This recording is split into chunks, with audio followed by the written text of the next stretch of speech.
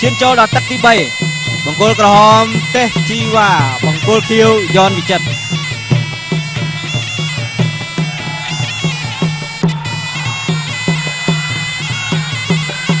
តស្តាំពីយ៉នវិចិត្រថែមស្តាំតត់ឆ្វេងទេសជីវ៉ាតត់ស្តាំយ៉នវិចិត្រតត់ស្តាំសងទេសជីវ៉ាដាក់ចូលឈ្មោះកែងពូ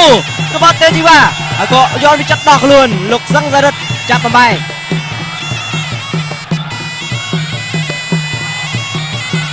តស្តាំ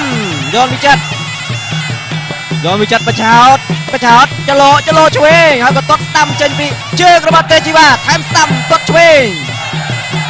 ស្តាំពីទេសជីវ៉ាតត់ឆ្វេងតត់ស្តាំយ៉នវិចិត្រដកឃ្លាថយបោះដៃស្តាំឆ្វេងចាប់អោបរុញកាច់ផ្ដួលបាទទេសជីវ៉ាដូចជាទឹកទី3នេះរៀងថមថយបន្តិចយ៉នវិចិត្រឆ្វេងតត់ស្តាំចលោឆ្វេងថែមស្តាំតត់ឆ្វេងពីទេសជីវ៉ាតត់ស្តាំយ៉នវិចិត្រកំពុងតែរកចន្លោះប្រហោងរបស់ទេសជីវ៉ាក្រាបឃុំទេសជីវ៉ាគឺឃុំបានល្អស្តាំឆ្វេងទេសជីវ៉ាតាចូលចាប់អោបកែងពូអត់ត្រូវតត់ស្តាំ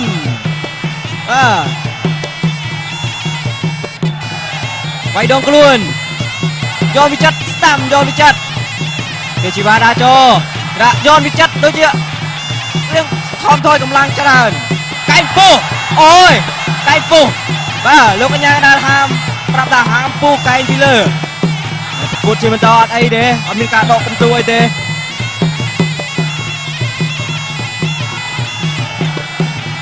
ឆ្វេងទេសជីវ៉ាដើរចូលកែងហើយក៏កែងមួយកែងទៀតកែងសង្កេតឃើញថាទេសជីវ៉ាកែងពូរបស់គាត់គឺមានប្រសិទ្ធភាពមែនទែនស្តាំរបស់យ៉នវិចិត្រតត់ស្តាំថែមស្តាំតត់ឆ្វេងថែមស្តាំតត់ស្តាំសងស្តាំឆ្វេងទៅលើមុខទេសជីវ៉ាយ៉នវិចិត្រតត់ស្តាំទេសជីវ៉ាតាំងឃុំដើរមួយតត់ស្តាំយ៉នវិចិត្រទេសជីវ៉ាដើរចូលកែងរបស់តត់ស្តាំរបស់យ៉នវិចិត្ររបស់ទេសជីវ៉ាកងកែង